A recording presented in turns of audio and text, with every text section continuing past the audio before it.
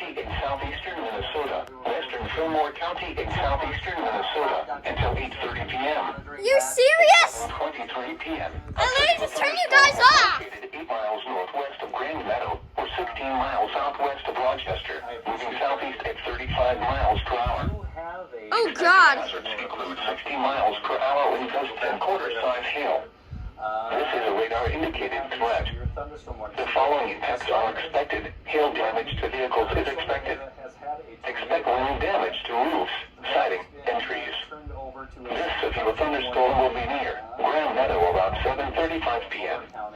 Spring Valley around 7:50 p.m. Wecompf around 7:55 p.m. Other locations impacted by this severe thunderstorm include County Roads 2 and 38, Edna, York, Highway 63 and 16, Hamilton, Cherry Grove, and Ostrander.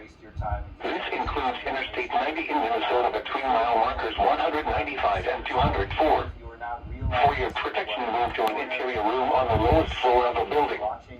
Repeating, a severe thunderstorm warning has been issued until 8:30 p.m. for the following counties in Minnesota: Fillmore and Malware. The National Weather Service, they're a very reputable source.